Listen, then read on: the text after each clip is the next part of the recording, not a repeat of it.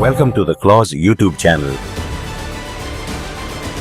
Together, we strive for a safer, secure, and more stable world. So, welcome to the Clause series of podcasts. We are here to discuss a really important part of the events over the last few days, which also had a strong US aspect to it in terms of the India-Pakistan clashes, the offer of mediation, and so on. And with us to discuss all of this is a very, very good, very well-known analyst, Derek Grossman, senior defense analyst at RAND, who everybody I think knows RAND is, so we don't have to go there, who focuses on a range of national security issues. Thank you for being with us, Mr. Grossman. We're so happy to have you with us. And we have our Director General, Lieutenant General Dushyant Singh, who will now launch the discussion. And we will discuss this in specifics as to how to view this whole offer of mediation. What is the US role likely to be, given the basic fact that the US and India are very strong allies? So how do we carry this relationship forward? So we start on that absolutely realistic note that the two countries are strong democracies.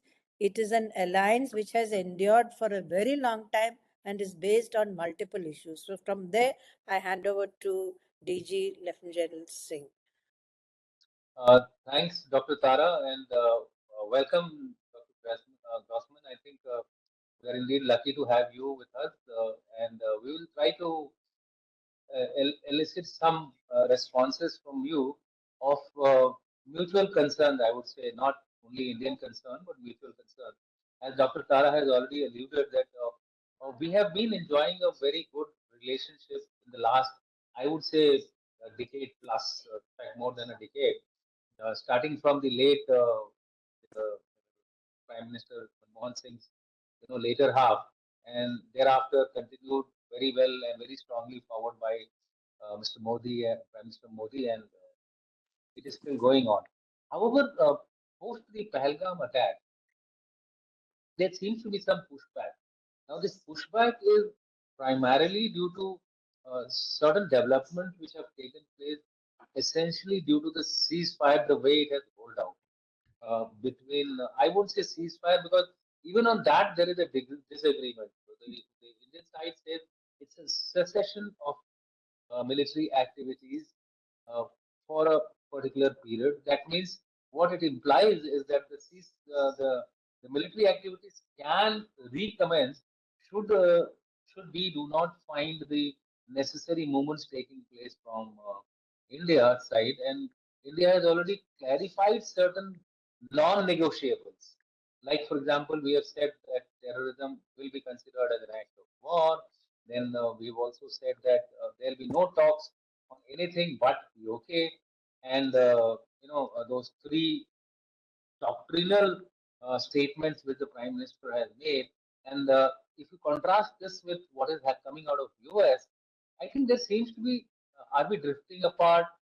What can we do to ensure that we are back on our old footing with the partnership which was going so deep, going on smoothly?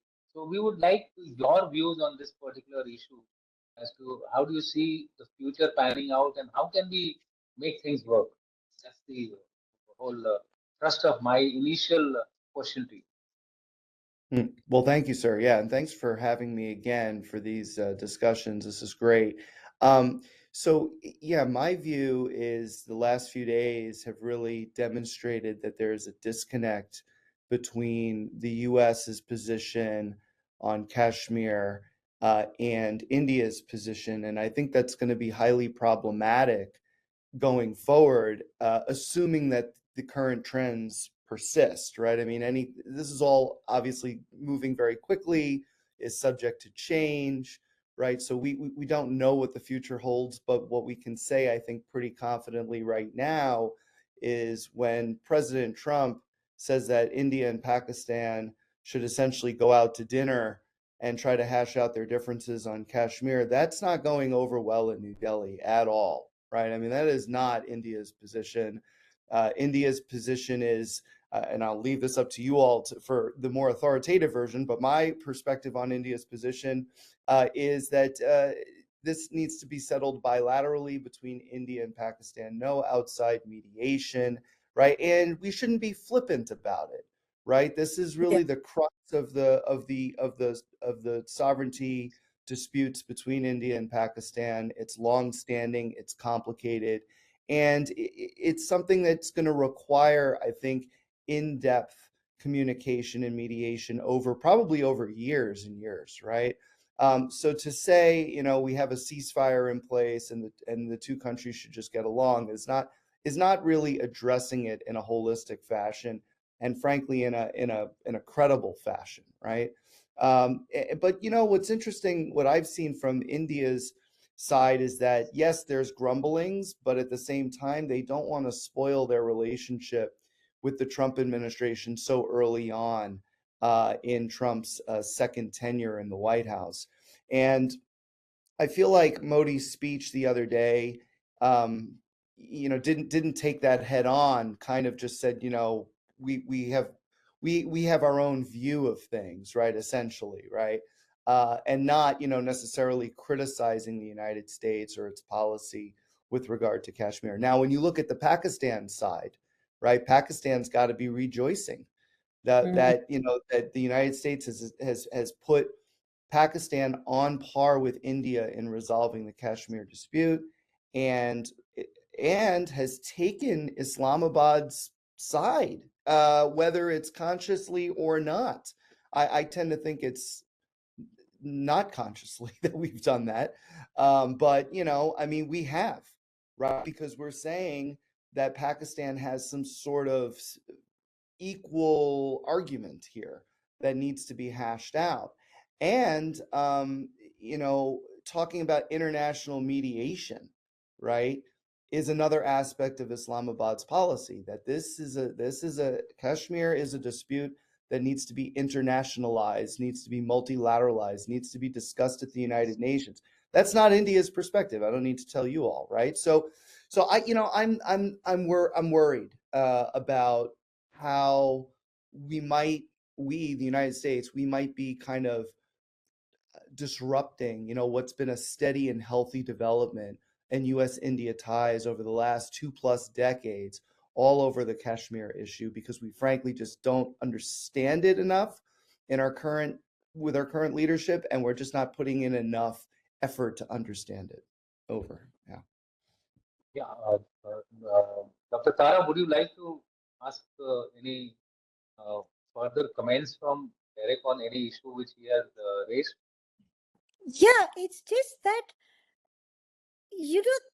the sites we hit are sites and groups which are identified by the United Nations as terrorists. And Murid case, the street name, everything is there in the UN, in the UN list of terrorist designations. So where is this coming from? I mean, it's not as if this is something new.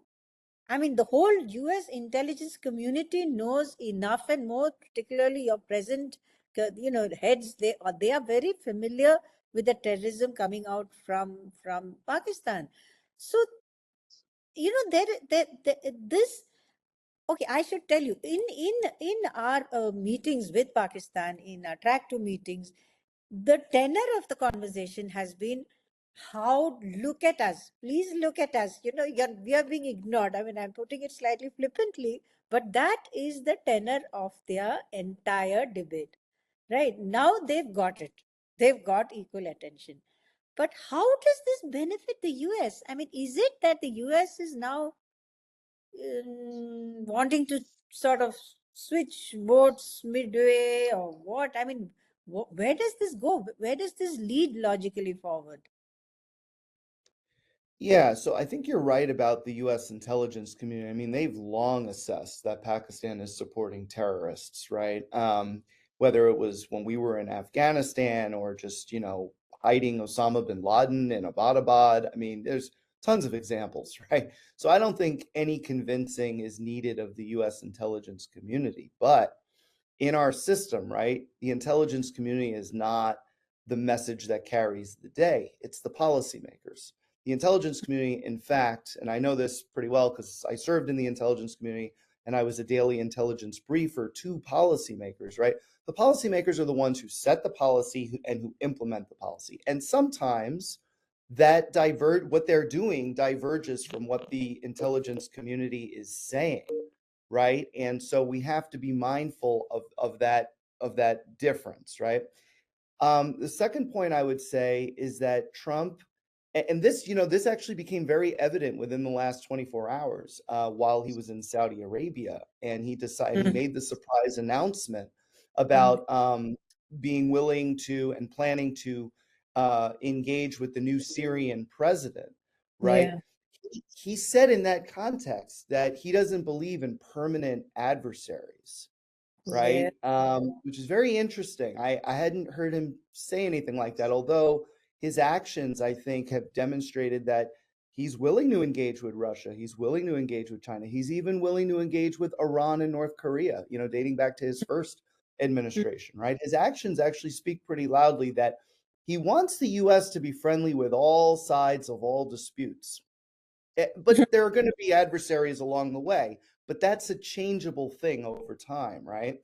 I think in the case of India, Pakistan, right, I think he wants to try to be friendly with both sides. And that's why you see this kind of even-handed engagement of both New Delhi and Islamabad. But also, just going back really since the Cold War, Pakistan, for better or worse, has been a staunch, partner and ally of the United States, right? Yeah. Started during the Cold War to counter communism everywhere, right? Pakistan was an important ally in that fight. And then, of course, after the Cold War, it's been a very, very bumpy ride. And in particular, after 9/11, been a very, very bumpy ride, right? But at the same time, right, it's kind of hard to just walk away from Pakistan. We have, I mean, just to give you an example, we have F-16s, right, in Pakistan, right? We want to make sure those F-16s are only used for good, in other words, counterterrorism purposes. But we can't always control that. The only way that we can try to control it is if we maintain this decent relationship with Pakistan in spite of all of our troubles. And so, there's other reasons too, but I mean, I think that's at the crux of what we're doing with Pakistan, and that goes over like a a dead weight over in India, right? So yeah, it's problematic. But So, sorry, if I can put a question to you, Lieutenant General Singh, I mean, which is related to this. There is a view among some people in India that it is better to have the US in Pakistan rather than give the ground away to China entirely. What do you say? That's okay, that's I was going to comment exactly on that thing. That look, I hope all this is not driven by China. The China factor, not driven by China, but the China factor. Now, China seems to be making inroad on our west as well as on the east, whether it is Bangladesh or whether it is Pakistan. So, is it out of necessity that US is trying to somehow continue to build its relations with Pakistan so that the Chinese influence gets a little underplayed?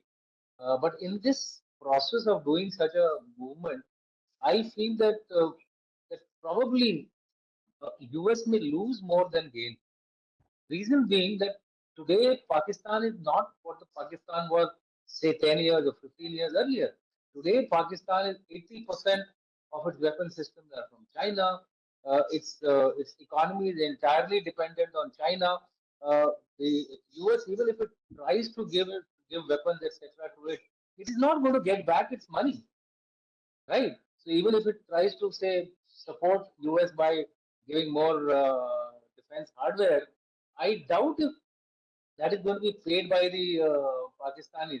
But on the other hand, if it is India which starts taking whatever we had,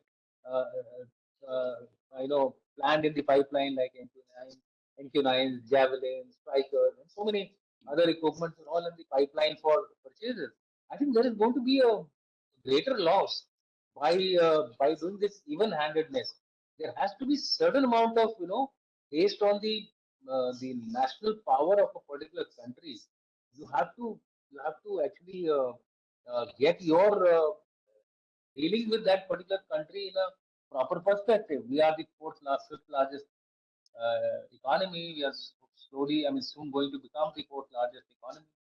We continue to have a strong defense ties. In fact, if we, I was just calculating that if you take the MQ9s, if you take the javelins, if you take the strikers, probably America will emerge as the largest defense trading partner of India.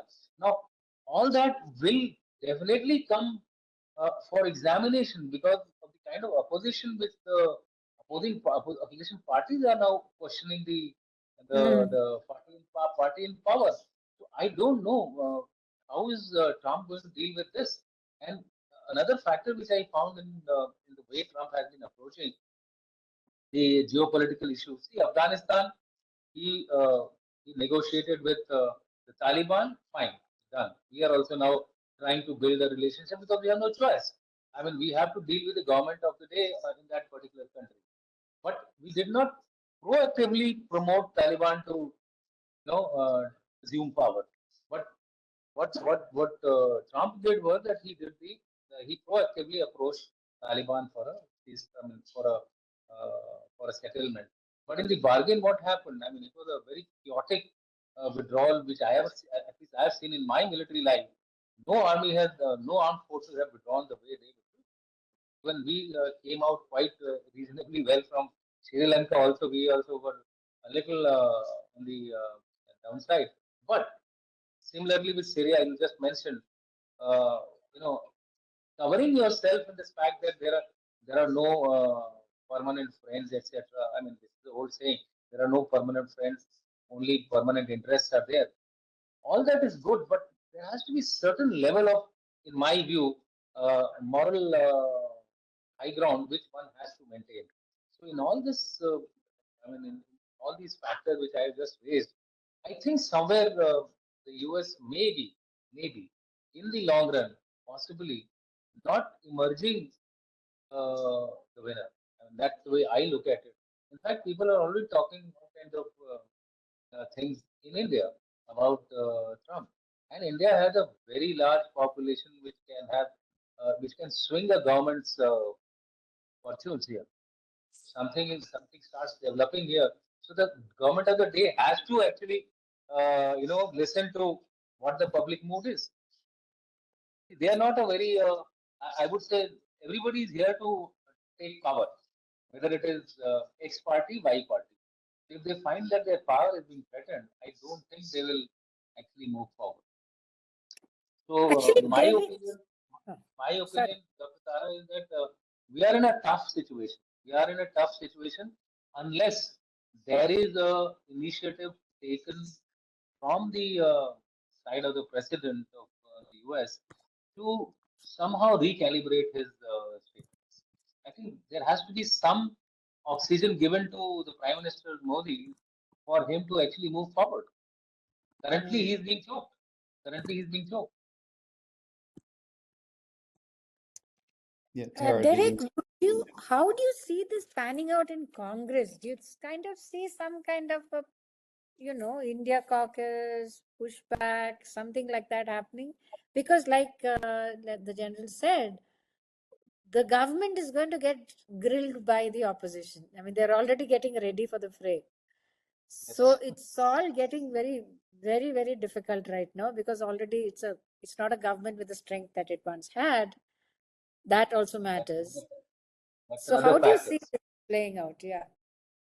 Wait, when And you there is said a Congress, you mean India's Yeah. Congress or yeah? The Oh, US oh, Congress, I, India, yeah, yeah, okay. does. is there going to Uh, be a messaging from the Congress other than what is going on?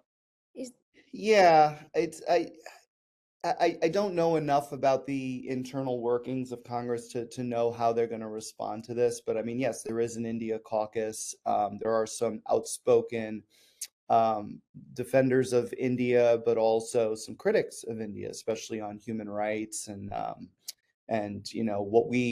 what some of them believe, some folks in Congress believe is kind of a backtracking in India's democracy. And so I feel like, there's going to be some healthy debate, as there usually is in Congress, but it's really hard to predict how that's going to play out. But I also think that the Trump administration has kind of made its point clear that it wants to maintain a very pro-India policy in the Indo-Pacific. But when it comes to tensions with Pakistan, they're not going to ignore Pakistan either, right? I mean, and so that I think is I think since Modi visited the White House in March, right? I think that's a new thing that is going to put India on its back heel a bit, right? And make you guys question the US's credibility as a strategic partner, even more than you've done maybe in the past, right? Like, because this is a pretty big deal, obviously, for you all. And I worry that that's going to smash the US-India relationship. I really do. Especially if the ceasefire or cessation of hostilities or whatever you want to call it, if that ends and war comes to your region, right? If we're not taking the right side from your perspective, right, New Delhi's side, right, then I think that there's going to be some real hell to pay in bilateral relations going forward. I don't think that's going to be the case because, again, Trump seems very pro-India for the most part. But I can see sort of this like creeping irritation in New Delhi that eventually results in, well, it's clear that the US is never going to be like Russia. You know what I'm saying? It's never going to support our position on Kashmir no matter what. And so why are we so close with the United States?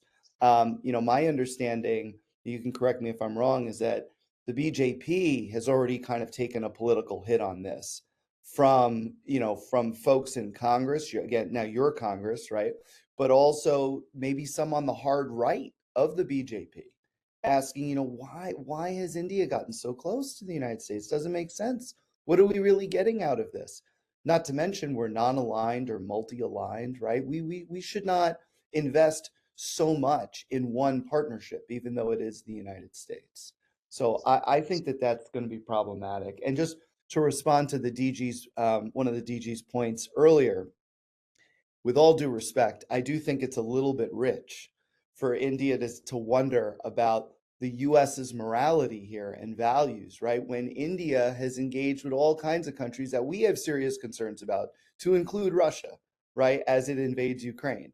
And so, if anything, we've taken a few pages out of India's own realpolitik playbook, and we're using it to our advantage. And, I personally have some concerns about that because I would agree with you that we should have a more moralistic and values-based foreign policy than perhaps we do right now.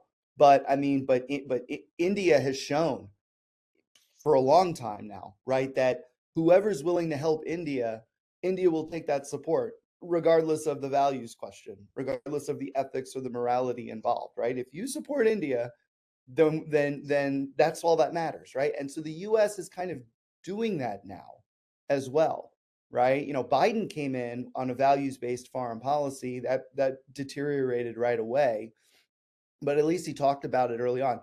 Trump 2.0, they're not really talking about it at all, right? And they're just saying realpolitik, like this is like Kissinger 2.0 or Nixon 2.0 in a way, right? So I feel like when two countries that are both democracies and they share values, right, when they start both acting realpolitik, that can cause some real trouble.